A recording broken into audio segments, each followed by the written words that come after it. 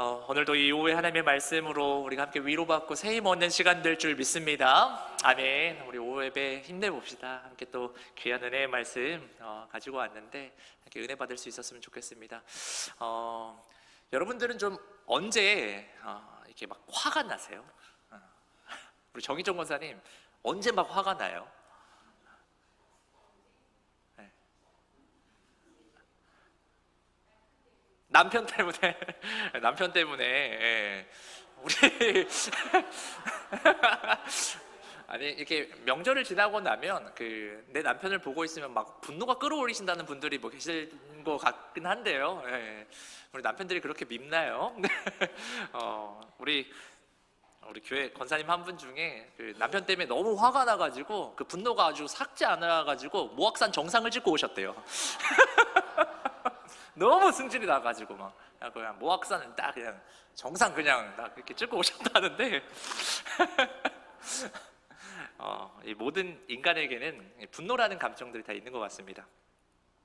교회에 와서 이렇게 우리가 예배 드릴 때는 다들 막 천사 같은 얼굴로 다들 앉아 계시는데 우리 마음 깊은 곳에는 누구나 이 분노의 감정을 품고 살아가는 게 우리들인 것 같습니다. 때로는 우리가 의식하지 못하는 그런 순간에도 그 분노가 불쑥 막 튀어나올 때가 있는 것 같은데요. 영국의 크리스토퍼 애쉬 목사님이라는 분이 당신의 숨겨진 욕망을 드러내는 분노라는 그 책을 쓰신 게 있는데요. 그 책에 보면 그 분노를 일으키는 3가지 요인이 있다라고 이분이 이렇게 설명을 하시는데 제가 잠깐만 이거 좀 소개해 드릴게요. 첫 번째로 우리가 이럴 때 많이 분노한대요. 한번 들어보세요. 맞는지.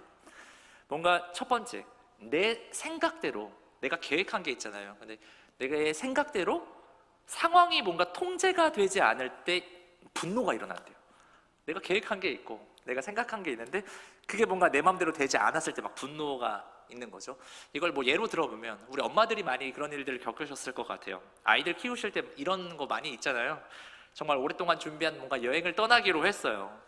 이번에도 뭐 어쨌든 명절 같은데 갈 때 힘들게 기차표 예매했을 때 막 있을 거 아닙니까?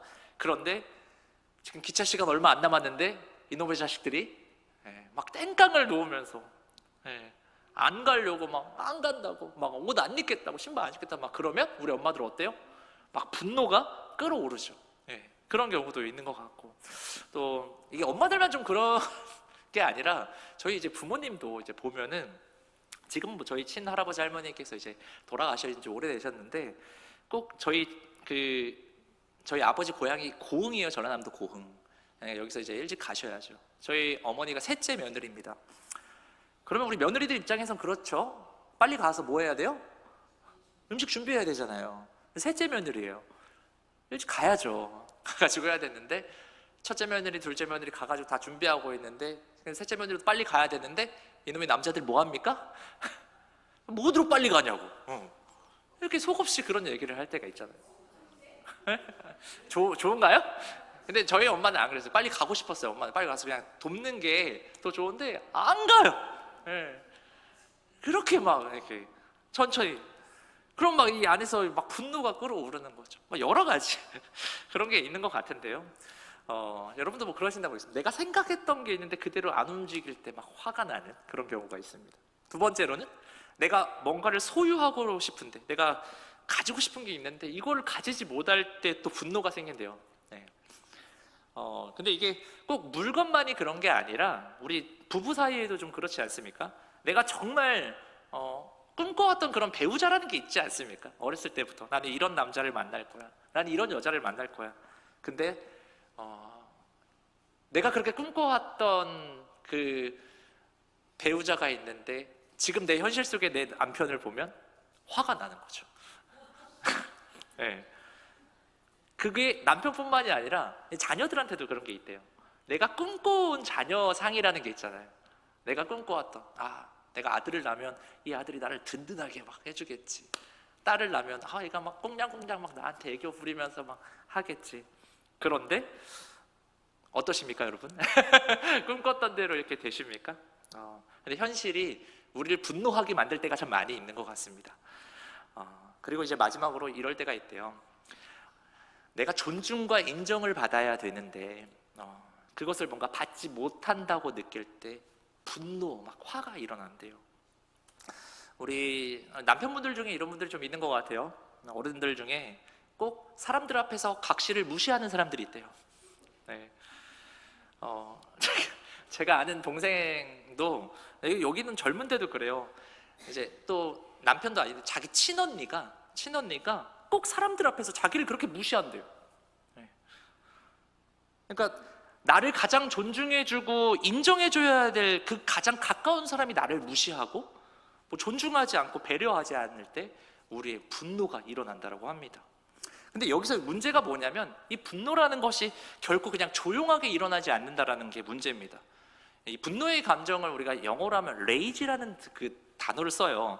근데 여기서 파생된 단어가 이제 레이비스라는 단어인데, 이 레이비스라는 단어의 뜻이 뭔지 아십니까? 바로 광견병이라는 뜻을 가지고 있어요. 광견병, 이거 정말 무서운 병이잖아요.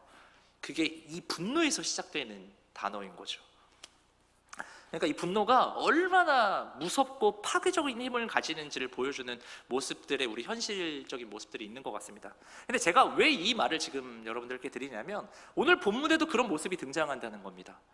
마치 이 광견병에 걸린 것처럼 무섭고 사납게 날뛰는 사람들이 나오는데 그게 누구죠? 바로 종교 지도자들의 모습이, 이런 모습이 나오는 거예요. 그 당시 우리 33절을 한번 읽어봤으면 좋겠습니다. 33절 시작. 그들이 듣고 크게 노하여 사도들을 없이 하고자 할세. 네. 그러니까 상황이 이렇습니다. 지금 사도들이요 감옥에 다 갇혔다가 천사의 도우심으로 풀려나게 되거든요. 그런데 이 풀려나고 막 저기서 예수 전하고 있으니까 이 사람들 그 제자들 다 잡아와요. 그래서 사내들인 공회로 이제 끌려 오게 됩니다. 이제 제자들이 이제 사내들인 공회에 서게 돼요. 그 자리에서 이제 사도들이 이 신앙을 고백을 합니다. 예수 그리스도의 복음을 또 그 자리에서도 전해요. 그때 오늘 본문에 기록된 이 대제사장과 종교 지도자들이 그 말을 듣자마자 이 분노가 끓어오르는 거예요. 여기서 아까 보셨지만 크게 노하여, 이 말, 이게 이제 격분한다라는 뜻을 가지고 있는데요. 이게 막 진짜 그 톱으로 마음을 자르는 심정을 말을 하는 거래요. 그 정도로 막 너무 이 사람들이 분노하는 거죠. 예수 전하는 걸 너무 싫어해요. 이게 참 너무나 끔찍한 표현인 것 같은데요. 근데 성경에요 이렇게 이 사람들이 분노하는 장면과 비슷한 장면들이 또 나오는데 언제 나오냐면 이제 우리가 다음에 이제 볼 그 사도행전 7장 54절에 또 스데반이 설교할 때 사람들이 또 이래요. 우리 사도행전 7장 54절 한번 읽어볼까요? 시작.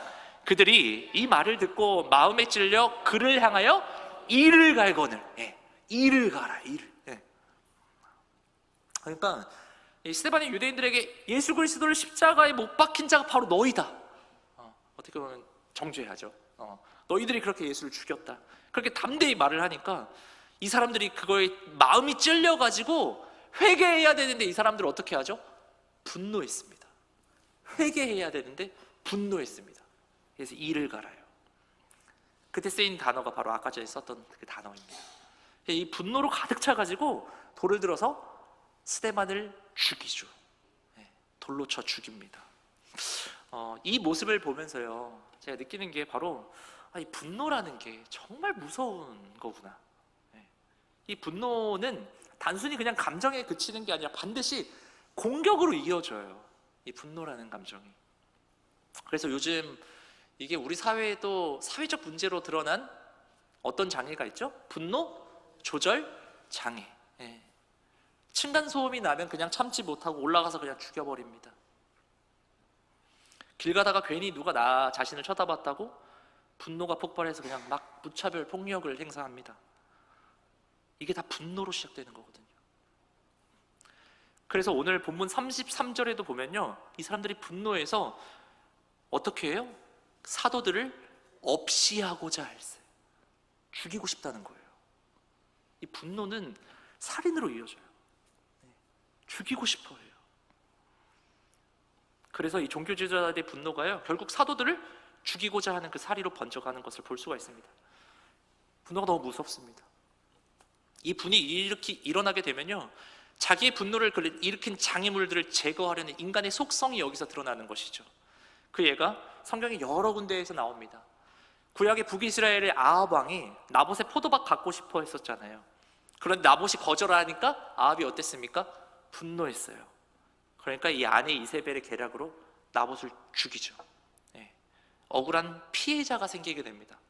분노는 살인으로 이어지고 여기서 억울한 또 피해자가 생기게 되는 걸 볼 수가 있습니다. 거기에 좀 더 위로 거슬러 올라가서 최초의 살인이 언제 있었죠? 바로 맞습니다. 가인이 하나님께 제사를 드렸는데 하나님 받지 않으세요. 근데 아벨의 제사는 받으시는 걸 보고요, 가인이 뭐 했습니까? 분노합니다. 결국 가인이 자기 동생 아벨을 죽입니다. 이렇듯 이 분노라는 게 참 무서운 결과를 가져오는 것을 성경을 통해서 우리가 볼 수 있는데, 오늘 이 본문에서 종교 지도자들이 사도들을 향해서 이 분노를 폭발시킨 것도 똑같은 이유예요. 이 근본적인 출발점, 이 분노의 감정의 뿌리가 과연 어디에서 비롯되었는지를 한번 오늘 말씀 통해서 한번 보면 좋겠는데요. 5장 17절 한번 보도록 하겠습니다. 한번 읽어볼까요? 시작! 대제사장과 그와 함께 있는 사람, 즉 사두개인의 당파가 다 마음에 시기가 가득하여 일어났어요. 이 분노의 감정의 뿌리, 근본적인 출발점이 뭐부터 시작하죠? 성경에서 보면 시기. 이 당시의 상황들을 좀 보면요, 대제사장과 이 종교 지도자들은 원래 유대 사회에서는 참 덕망이 높은 사람들이었습니다. 사람들에게 존경받던 집단들이었어요. 그런데 어느 순간부터 사람들이 이 사람들을 존경하지 않고 누구를 존경하고 있죠? 예수님 존경하고 있습니다. 그리고 예수님 따라다니는 그 제자들, 예수님 돌아가시고 부활하시고 승천하신 다음부터는 사도들에게 막 몰리는 거예요. 그 관심과 집중이. 그러니까요, 원래 자기가 받던 관심을 다른 사람한테 쏟으니까 그 마음에 시기가 올라오게 됩니다. 여기서 이 가득하다라는 단어가 넘치고 충만하다라는 그런 뜻을 가지고 있는데요, 이 단어가 성경에서 가장 많이 사용될 때 언제 쓰냐면 성령 충만할 때 이 단어를 많이 써요. 그러니까 두 모습을 비교하면서 성경이 계속적으로 설명을 해주는데, 사도들은 뭘로 충만했습니까? 성령으로 충만해 있는 모습을 보여주고 있는데, 그 옆에 종교 지도자들은, 그 종교 지도자들은 뭐로 충만해 있습니까? 시기와 분노로 충만해 있어요. 지금 그걸 대비해 주면서 보여주고 있는 거예요. 똑같은 가득함인데 정반대의 다른 걸로 가득해 있는 거죠. 그렇게 종교 지도자들은 분노가 가득하니까 결국 사람을 죽이려 하는 모습이 보여집니다. 그리고 사도들은 성령이 충만하니까 복음을 증거하면서, 이 종교 지도자들은 사람을 죽이려 하고 사도들은 성령이 충만하니까 사람들을 어떻게 해요? 살리는 일들을 해요. 대조되고 비교됩니다. 그래서 이 본문이 우리에게 주는 메시지가 분명해요. 뭐냐면 이 시기와 분노로 가득한 인생과 성령으로 충만한 인생은 완전히 다르다라는 거, 그 결과값이 완전히 다르다라는 걸 우리에게 보여주고 있는 모습입니다. 여러분, 성령 충만한 사람이 분노로 욕하거나 폭력을 휘두르는 모습을 여러분 본 적이 있으세요? 평소에는 뭔가 욱하는 성격이 있더라도 성령이 충만하면요, 그 분노가 사라져요. 반대로 누군가 막 늘 저 사람은 분노, 부정적인 말, 안 좋은 말, 짜증, 그 사람 성령 충만한 모습입니까? 아니죠. 성령 충만하지 않다라는 증거예요. 우리 유명한 이야기, 여러분들 다 아시는 이야기입니다. 평양의 악명 높은 깡패 김익두 씨. 김익두가 예수님을 믿고 변화되어 목사님이 되셨어요. 그때 그 김익두 목사님이 고백한 고백이, 옛날 김익두는 죽었습니다, 저는 새 사람이 되었다라고 선포하면서 막 이제 간증하면서 다니는 거죠. 그러니까 그 간증을 어떤 사람이 듣고 그 사람이 진짜인지 한번 시험해 보려고 그 사람이 지나가는데 그냥 가가지고 물을 한 바가지 엎어버리죠. 그때 김익두 목사님께서 뭐라고 말씀하셨죠? 옛날 김익두였으면 당신은 지금 이 자리에 없을 겁니다. 그리고는 그냥 지나갔대요. 이게 어떻게 보면 성령 충만한 사람의 모습이죠. 우리 안에도 분노가 있습니다. 특히 다혈질인 분들은 화가 막 치밀어 오르기도 하고. 제가 정말 개인적으로 정말 싫어하는 부류의 사람들이 좀 있어요. 뭐냐면 자기 승질 나면 자기 하고 싶은 말 다 하는 사람들이 있어요. 막 화나면 막 다 말하는 사람들. 이것까진 그럴 수 있는데 전 그 뒤에 이런 사람이 너무 싫어요. 그 자기 할 말 다 해놓고 뭐라고 하죠? 나는 뒤끝 없어. 난 딱 말할 때만 말하고 나 뒤끝 없어. 이미 상처 다 주고 뒤끝 없다고 말하는 사람, 전 개인적으로 너무 싫어합니다. 제 개인적인 바람은 그냥 우리 그리스도인들은요, 분노하지 말고 차라리 뒤끝이 있으셨으면 좋겠어요.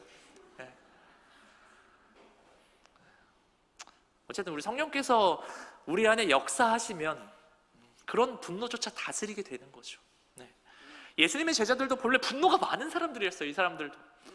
여러분, 그 야고보와 요한의 별명이 뭔지 아세요? 우레의 아들, 우레. 천둥, 번개 뭐 이런 우레의 아들. 얼마나 승질이 안 좋았으면 우레의 아들이라고 표현하겠습니까?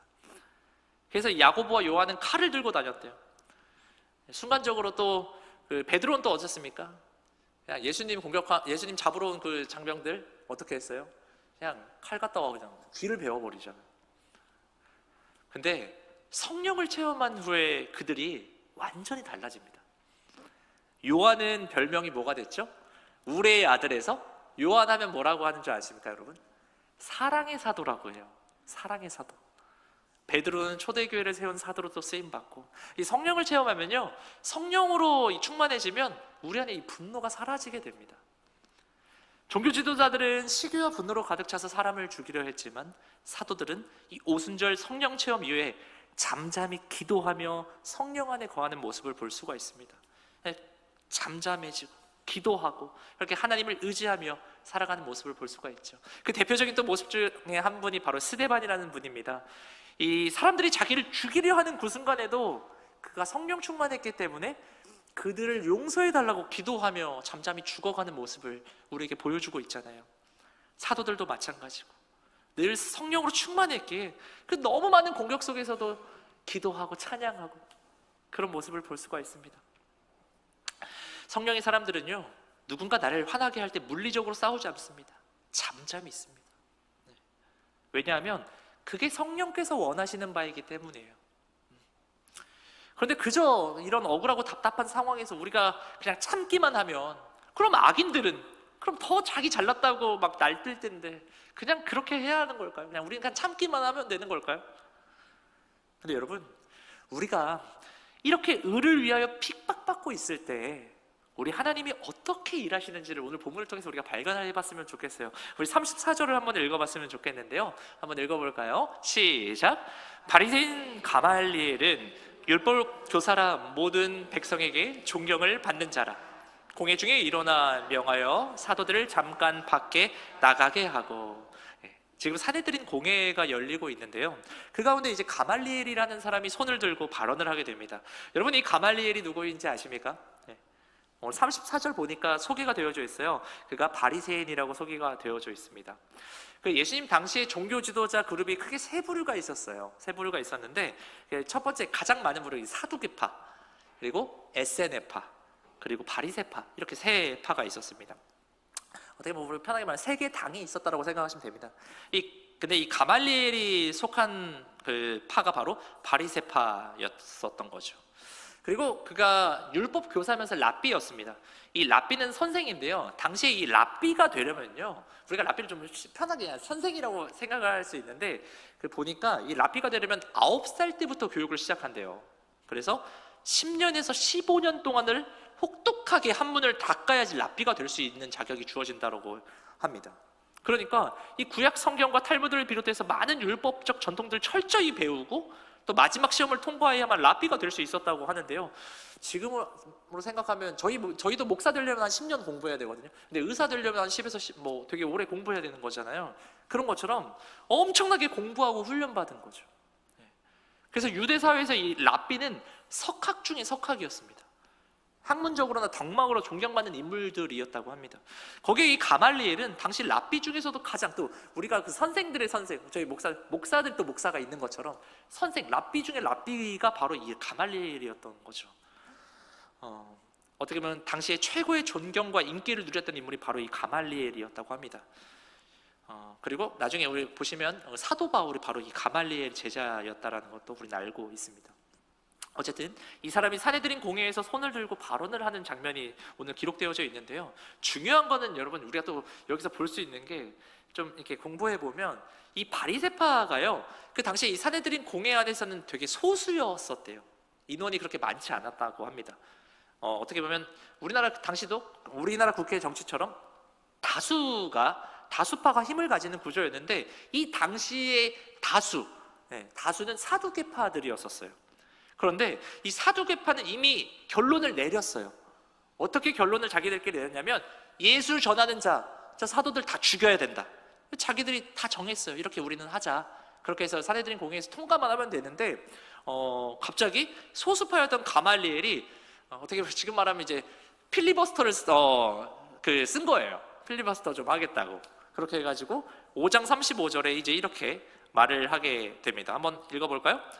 말하되 이스라엘 사람들아, 너희가 이 사람들에게 대하여 어떻게 하려는지 조심하라. 그러니까 성급하게 사형을 결정하지 말고 신중히 접근하라는 겁니다.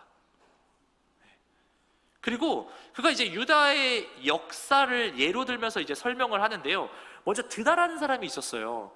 그가 스스로 메시아라 주장하며 백성들을 이끌었고 한 400명의 추종자가 따랐다고 합니다.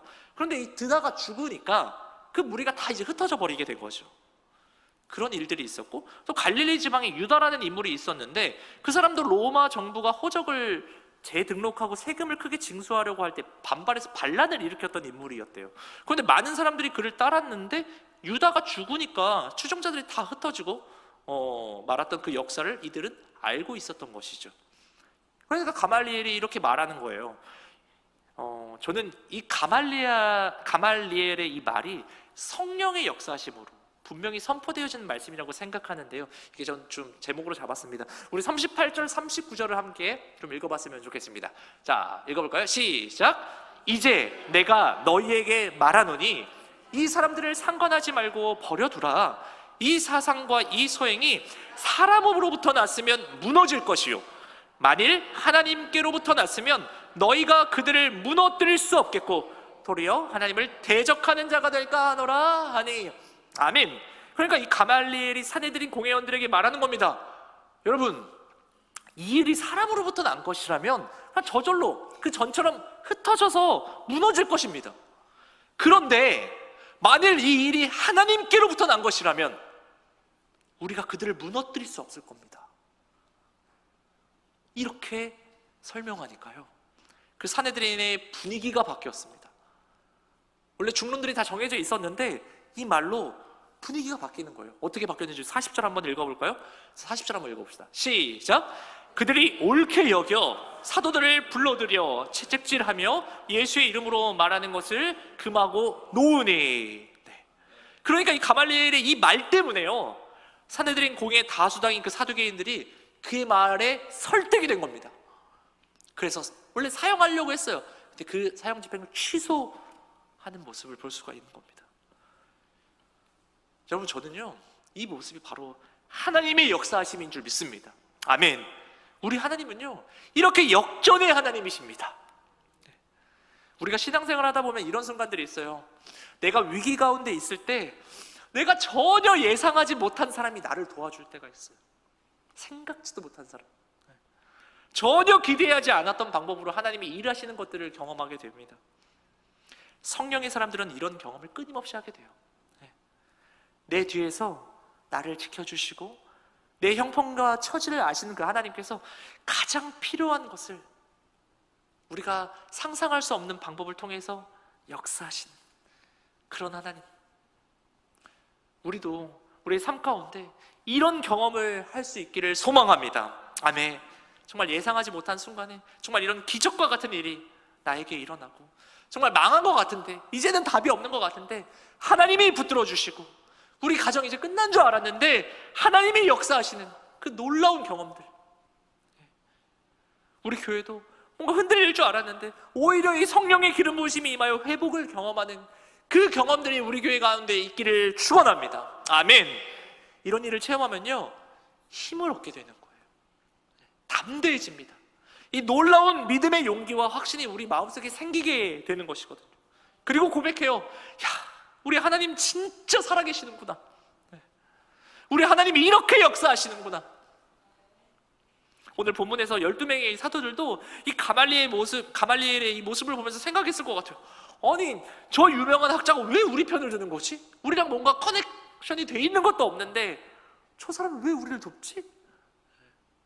아, 진짜 하나님이 일하시는구나.